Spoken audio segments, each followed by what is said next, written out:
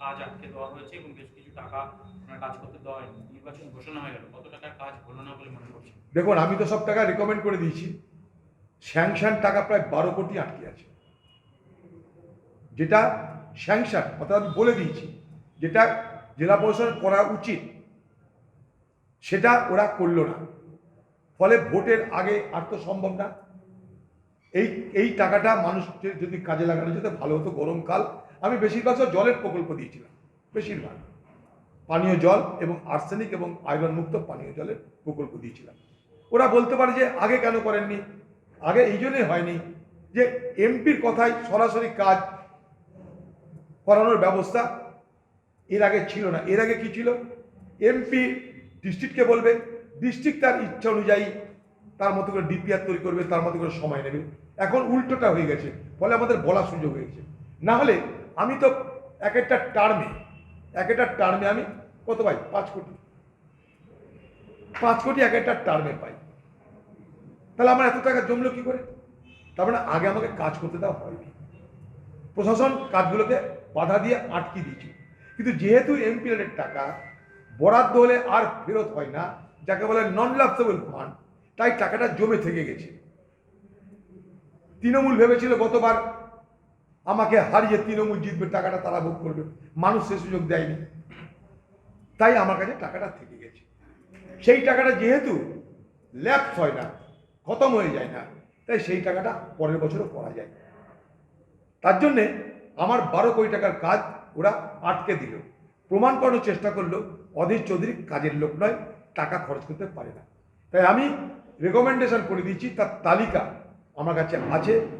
যেখানকার মানুষ প্রশ্ন করবে সেখানকার মানুষকে সেই তালিকা দেখানোর জায়গায় আমি দাঁড়িয়ে আছি।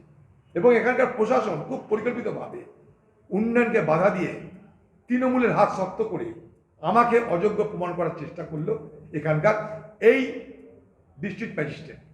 বড় দুর্ভাগ্য ব্যাপার, বড় দুর্ভাগ্যের ব্যাপার। আইন হতে পারে না, আইনকে বুড়া আঙুল দেখিয়ে তারা আইনকে দুর্বল করে এই অধিকারকে কেড়ে নেওয়ার চেষ্টা করে। কেড়ে নিতে পারবে না, আজ নয় কাল, তাকে তো করতেই হবে। কিন্তু ভোট বলে বড় বালাই, ভোটের আগে অধীর চৌধুরী নামে কেউ যদি প্রশংসা করে ফেলে, সেটা না তৃণমূলের সহ্য হয় না ডিস্ট্রিক্ট ম্যাজিস্ট্রেটের সহ্য হয়। কোথায় যাবো আমরা? সার্ভিস রোড না থাকার জন্য গত 2 মাসে প্রায় 20 জন দুর্ঘটনাতে মারা গিয়েছে এবং ওখানকার লোকেরা দাবি করছে যে একটা অন্ততপক্ষে সার্ভিস রোড আর কি আপনার কাছে বলেছেন। আমাকে বলেছিল এর আগে, আমি কথা বলেছি ওদের সঙ্গে। এখন রাস্তা তো একদিনে শেষ হয়ে যায়নি, এই রাস্তা কাজ চলছে। এটা নিশ্চয়ই আমরা আবার দাবি করব, কারণ এর আগে বলরামপুরের দিকে একটা সার্ভিস করার ব্যবস্থা করছি। সাধারণত এরা সার্ভিস রোডকে খুব একটা অ্যালাউ করে না। এদের যেটা মানে কনসেপ্ট, সেই কনসেপ্টে যে মানে ভাবনা নিয়ে এরা এগুলো করে, সেখানে সার্ভিস রোডকে খুব বেশি প্রশ্রয় দেয় না। অর্থাৎ নিয়মে কথা উঠুক, এইখানটায় দুদিকে সার্ভিস রোড করতে হবে। করতে গেলে আমি সেখানটায় ভিজিটও করিয়েছিলাম। আমি বিএসসি পক্ষ থেকে এখানকার রিজিওনাল অফিসারকে নিয়ে এসে সেখানটায় ভিজিটও করিয়েছিলাম। আবার আপনারা জানালে খুব ভালো হলো। আমি নিশ্চয়ই আগামী দিনে এই বাসুদেব খালির সার্ভিস রোড করার ব্যাপারটা খুব সিরিয়াসলি দেখবো। আমি চেষ্টা করবো, আপনার চেষ্টা নিশ্চয়ই করব। এটা আছে ভাবতাই, ব্রিজটা করা আছে। বেলডাঙ্গা বড়ুয়ার মোড়কে টপকিয়ে উঁচু রাস্তা করার প্রস্তাব দেওয়া আছে, সব দেওয়া আছে। আপনারা দেখবেন এগুলো সব দেওয়ার মধ্যে আছে, এগুলো শুরু হচ্ছে না। কারণ ন্যাশনাল হাইওয়েতে জেনে রাখুন আপনারা, ভারত সরকার তাদের বরাদ্দ ছেটে দিয়েছে। ভারত সরকার ন্যাশনাল হাইওয়ে অথরিটি অফ ইন্ডিয়াকে তাদের যে বরাদ্দের কাজ, সেই বরাদ্দের কাজে যে টাকা দরকার সেটা ভারত সরকার ছেটে দিয়েছে, কেটে দিয়েছে। ফলে সব কাজ এরকম জটিল হয়ে যাচ্ছে, বিলম্ব করছে। সরকার বলে না গতিশক্তি দিয়ে করছি, গতিশক্তি নাই, মন্ত্র শক্তি চলছে।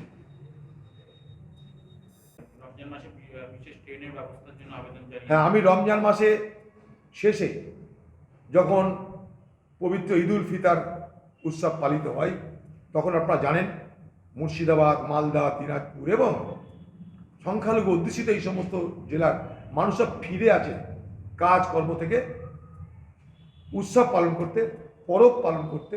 ঈদের পরব সব থেকে বড় পরব। এই পরব পালন করতে তারা ফিরে আসে তাদের গ্রামে, তাদের বাড়িতে, তাদের আত্মীয় স্বজনের কাছে। সেই সময় প্রচণ্ড ট্রেনের রাশ হয়, প্রচণ্ড ভিড় হয় সেই সময় ট্রেনে। তাই এখন থেকে আমি কেন্দ্রীয় সরকারের দৃষ্টি আকর্ষণ করে বলতে চেয়েছি, এখন থেকে আপনারা এমনভাবে পরিকল্পনা করুন যাতে ঈদের সময়, এই পবিত্র পরবের সময় এই সমস্ত এলাকায়, সংখ্যালঘু অধ্যুষিত জেলাগুলোতে মানুষ যাতে আরামে আসতে পারে তার ব্যবস্থা আপনারা করুন। এখন থেকে আমি বলেছি, আমি কথাও বলছি, এটা করার জন্য আমি আরও প্রচেষ্টা করবো। এটা আমি প্রত্যেক বছরই করি, এটা নতুন কিছু নয়, প্রত্যেক বছরই করি, এবারও আমি করব। এই গরমের মধ্যে কষ্ট করে মানুষ তাদের পরিবারের কাছে আসবে উৎসব পালন করতে, এটা দেখতে আমাদেরও খারাপ লাগে। তাই ট্রেনের ব্যবস্থা করা, দেশে তো ট্রেনের অভাব নেই, বিশেষ সময়ে বিশেষ এলাকায় বিশেষ পরবের কারণে অনেক বেশি ট্রেনের ব্যবস্থা করা হয়। আগে যেমন অযোধ্যায় বেশি ট্রেন দেওয়া হয়, কারণ সেখানে মানুষ যায় বলে, ঠিক আবার যেখানটায় মানুষ আসবে আমরা জানা আছে সেখানেও তো একটা পরব, উৎসব, পরব, তিহার সব কিছুতেই ট্রেনের বিন্যাস হয়, এলাকা অনুযায়ী, রাজ্য অনুযায়ী ট্রেন চলাচলের বিন্যাস ঘটে। সেই বিন্যাস ঘটিয়ে আমাদের রাজ্যে এই সমস্ত জেলাগুলোতে বেশি বেশি করে ট্রেন যোগাযোগের জন্য, মানুষের যাতায়াতের সুবিধার জন্য আরও বেশি সংখ্যক ট্রেন চালানোর ব্যবস্থা করা হবে। আমাদের পার্টি বলে দিয়েছে তো, ইলেকশন বন্ড মানে একটা তোলা আদায়ের যন্ত্র। ইলেকশন বন্ডের ইলেকশন বন্ডকে হাতিয়ার করে আজকে ভারতবর্ষে যারা ক্ষমতায় আছে তারা তাদের ইডি, সিবিআই আর ইনকাম ট্যাক্সকে কাজে লাগিয়ে ভয় ভীতি দেখিয়ে তোলা তুলেছে। ইলেকশন বন্ড মানে কি? তোলাবাজির একটা অস্ত্র। একইভাবে তৃণমূল, তারা রাজ্যের পার্টি কিন্তু ভারতবর্ষে তারা দ্বিতীয়। দিদি সব বিষয়ে এগিয়ে আছে না অন্য রাজ্যের থেকে, এটাতেও এগিয়ে আছে অন্য রাজ্যের থেকে। দুর্নীতিতে, চুরিতে, ধান্দাবাজিতে অন্য রাজ্যের থেকে এগিয়ে আছে, সেখানে দিদি 2 নম্বর স্থান করে নিয়েছে। এখনও মোদিকে টপকাতে পারেনি, কারণ মোদি ওর থেকে আরও এগিয়ে আছে, প্রায় 8,000 কোটি টাকার উপরে মোদি হবে। দিদিরও টাকার পরিমাণ বেড়ে যাচ্ছে, 1200 থেকে 1600, এখন 1700 কোটিতে চলে গেছে। তা এবার বাংলার মানুষ দেখুন, মা মাটি মানুষের সরকার, মা মাটি মানুষের কথা বলে, হাওয়াই চপ্পল পরে, কিছু নেই কিছু জানে না, হাওয়া খেয়ে থাকে বলে যে বাজারে ভোটের ফেরি করে বেড়ায়, তার সম্পত্তির পরিমাণ, তার পার্টির ধন কোথায় কত টাকা দেখে নিন। তাও এটা শুধুমাত্র ইলেকটোরাল বন্ডের মাধ্যমে, নেতাদের ঘরে, পার্টির নেতাদের কাছে, আরও নানা জায়গায়, বিদেশের ব্যাংকে, খোকাবাবুর কত জায়গা ছড়িয়ে আছে। প্রশান্ত মহাসাগরের দেশ থেকে ভারতবর্ষ পর্যন্ত নানা প্রান্তে খবরে প্রকাশ, খোকাবাবুর টাকা ছড়িয়ে আছে। দাদা, আপনাদের সঙ্গে বেশ কয়েকজন আটকে রয়েছে। মুখ্যমন্ত্রী সেখানে প্রতিবেদনে যান এবং তারপরে উনি বলেন যে এটা ইলিগাল হচ্ছিল এবং দোষীদের শাস্তি দেওয়া হবে, এটা বলেছেন। সারা বাংলায় এরকম অবৈধ নির্মাণ, কুচবিহার থেকে কাঁথি চলছে, গোটা কলকাতা তো কনক্রিটের জঙ্গলে রূপান্তরিত করেই দিয়েছে। আমি খুব দায়িত্ব নিয়ে বলতে পারি যে ওয়াকফের কোটি কোটি টাকা লুট হয়েছে কলকাতায়। ওয়াকফ সম্পত্তিকে এই সরকারের আমলে কলকাতা কর্পোরেশনের নেতৃত্বে যেভাবে গোটা কলকাতা জুড়ে লুট হয়েছে তার একটা তদন্ত হওয়া দরকার। এবং খোঁজ নিলে হয়তো দেখবেন যে সমস্ত সম্পত্তির উপরে বহুতল নির্মাণ হচ্ছে সেগুলোর সঙ্গে কোথাও কোথাও ওয়াকফ সম্পত্তির সম্পর্ক আছে। গোটা কলকাতা জুড়ে ওয়াকফ সম্পত্তি লুট হয়েছে এই বাংলার তৃণমূল জমানায়। আমি খুব দায়িত্ব নিয়ে বলতে পারি কথা। দাদা, এই যে 7 দফা ভোটটা ঠিক হয়নি বলবেন? সেটা জয়রাম রমেশ বলেছে, তাকে জিজ্ঞেস করুন। ঠিক বেঠিক তো অন্য ব্যাপার, আমরা পশ্চিমবঙ্গে থাকি, ভোট হয় না সেই কথাটাই বলেছি নির্বাচন কমিশনকে। আপনারা তো স্বাগত জানিয়েছেন 7 দফা ভোটকে। আমি তো বলেছি ঠিকই আছে, আমার 7 দফা বলে কথা নাই। 7 দফা হোক, 70 দফা হোক, 700 দফা হোক, 1 দফা হোক, ভোট নিশ্চিন্তে মানুষ দিতে পারে সে ব্যবস্থা করুন। এখন 7 দফা হলো, ভোট দিতে পারলো না মানুষ, বেকার। কিন্তু 1 দফা হলো, সবাই ভোট দিতে পারলো, এটা অনেক বেশি ফলপ্রসূ। আমার বক্তব্য নির্বাচন কমিশন যেহেতু নির্বাচন পরিচালনা করে, সে কিভাবে করবে আমি তাকে ডিকটেট করতে পারি না, কিন্তু আমি তাকে এটা দাবি করতে পারি মানুষ নির্ভয়ে নিশ্চিন্তে নির্বিঘ্নে ভোট দিক। সেটা আপনি যে দফা করাতেই সম্ভব। 7 দফা যদি হয় ফুলপ্রুফ তো 7 দফা, 70 দফার প্রয়োজন হলে 70 দফা, 1 দফার প্রয়োজন হলে 1 দফা। আমাদের বক্তব্য ভোট নির্ভয়ে নির্বিঘ্নে নিশ্চিন্তে হোক। সভায় নির্বাচন অন্তত বাংলায় সব থেকে বেশি, অন্য আরো দুটো রাজ্যের সঙ্গে আছে, কি বলবেন কিরকম ভাবে নির্বাচন হবে আশা করছেন? কতটা? আমাদের তো অনেক আশা, যখন চিফ ইলেকশন কমিশনার বলছে আমি সবার জন্য নিরাপত্তা দেবো, সকলকে ভোট দেওয়ার ব্যবস্থা করে দেবো, সকলে ভোট দেবেন, আমাদের অনেক আশা। কারণ আমরা পশ্চিমবঙ্গ সরকারের দ্বারা পরিচালিত নির্বাচনে না আশা, না ভরসা, না আস্থা, না বিশ্বাস, এখানে লুট ছাড়া কিছু হয় না। কিন্তু কেন্দ্রীয় নির্বাচন কমিশনের নির্বাচনে আমাদের আশা, বিশ্বাস, এখানে লুট হবে না। অর্থাৎ আমাদের দাবি একটাই, নির্বাচন কমিশনের কাছে ছিল, বাংলা থেকে আমি দাবি করেছিলাম সব থেকে আগে গিয়ে, যে পশ্চিমবঙ্গের মানুষ ভোট দিতে পারে না, ভোট দিতে চাইলেও তাদেরকে ভোট দিতে দেওয়া হয় না। তাই বাংলায় কড়া ব্যবস্থা নেওয়ার মধ্য দিয়ে যেন মানুষকে ভোট দেওয়ার নিশ্চয়তা দেওয়া হয়, নিরাপদে নির্বিঘ্নে নির্ভয়ে মানুষ যেন ভোট দিতে পারে। তাই সেই নিরাপদে ভোট দেওয়ার জন্য 7 দফার জায়গায় 70 দফা করতে পারে, আমাদের কিছু যায় আসে না। 1 দফাও করতে পারে, 7 দফাও করতে পারে, 70 দফাও করতে পারে।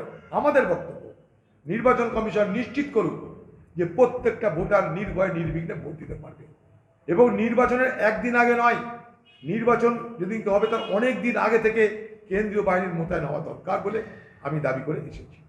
দাদা, সর্বভারতীয় বাক্যে ঘোষণা হতে পারে এবং আইএসএফ এর সঙ্গে যে অ্যালায়েন্স বাংলাদেশ সঙ্গে সেটা কত দূর? আমার জানা নাই আইএসএফ এর সঙ্গে কার কি অ্যালায়েন্স।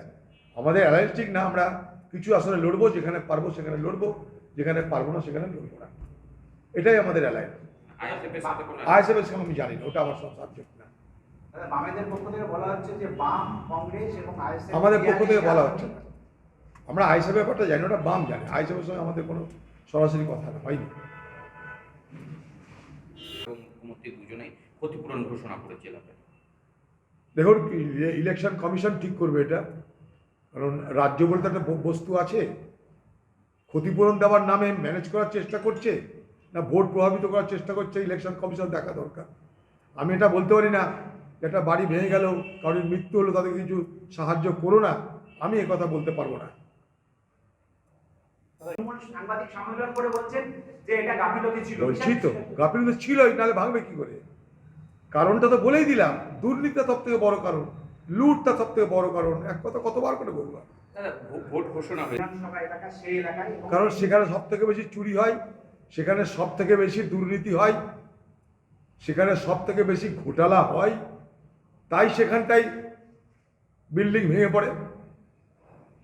গোটা কলকাতা যদি লুট হচ্ছে এইভাবেই, একদিকে ইলেকট্রাল বন্ডের নামে হাজার হাজার কোটি টাকা ঢুকছে, কারা দিচ্ছে? যারা অবৈধ উপায়ে রোজগার করে তারা খাতির করছে। তদন্ত হোক, দেখতে পাবেন এগুলো সব।